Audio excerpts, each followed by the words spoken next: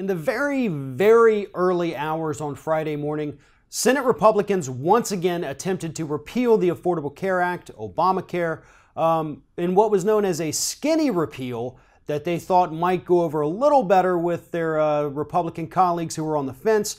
To put it simply, the skinny repeal would have still left 15 million American citizens without health insurance within the next 12 months, and it would have raised premiums for everybody else by about 20%. So overall, pretty disgusting bill, but Republicans had, that was their last shot, so they gave it a try. And it failed. Thanks to the defections of Republican Senators John McCain, Lisa Murkowski, and Susan Collins, the repeal was effectively killed in the early hours of Friday morning. So now the Republicans are in complete disarray.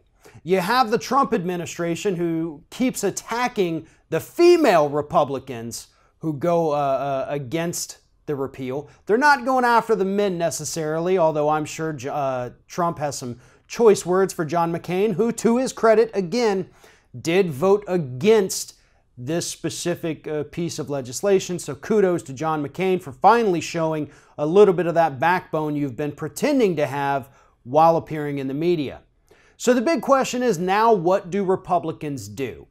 Well, according to Donald Trump's early Friday morning tweets, they're just going to let Obamacare fail. But not only are they going to let it fail, they actually have to make it fail because, as it turns out, according to the Trump administration's own assessments of it, it's actually doing really well. So they're going to sabotage Obamacare to make it fail, to then prove that they were right, that it was failing. And a lot of people think, well, that's not going to happen, but here's the sad reality. They absolutely could sabotage this piece of legislation to make it fail. States can opt out of the Medicaid expansion. They can stop negotiating with insurance carriers so that they leave those markets. They can stop with the subsidies that help people to pay for insurance. They can stop covering the losses of health insurance companies if they do suffer losses under the Affordable Care Act. That was part of the original legislation, that for the first 10 years, if an insurance company who does enroll people through Obamacare ends up losing money, the government covers those losses. So there is a myriad of options in front of Republicans that they could choose to utilize, especially since they control the majority of state governments and governorships. They could sabotage this piece of legislation. So the bottom line here is that the work is not done. We stopped the Senate. We weren't able to stop the House, but now it's going to go to states.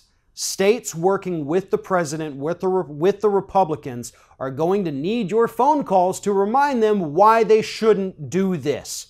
It is a hugely unpopular piece of legislation, a hugely unpopular decision for these governors to make. So people need to start making phone calls like they did to the Senate Republicans in order to get this stopped. What we need right now is to fix the Affordable Care Act. We need to lower the prices of prescription drugs, of medical visits. There's no reason for a hospital using a 20-year-old x-ray machine to still charge you $2,000 for an x-ray. The machine's paid off. At that point, it's just gross overcharging and profit. Same thing goes for the pharmaceutical industry. It takes less than 2 years for them to pay off all of the costs associated with developing a new drug. You'd think they could lower the prices just a little bit and still make a killing off their products. Those are the reforms we need, but those are the reforms that too few people in Washington, D.C. understand that we need. But overall, the Republicans once again failing for a full week to get this thing repealed shows how ineffective they are at leadership, how inept they are at working together, and how much their party has fallen into complete disarray. If you like this video, make sure that you like, comment, and share, and most importantly, subscribe to our YouTube channel. And if you want to help support Ring of Fire, go to patreon.com/TheRingOfFire, become a monthly patron to help support independent progressive media.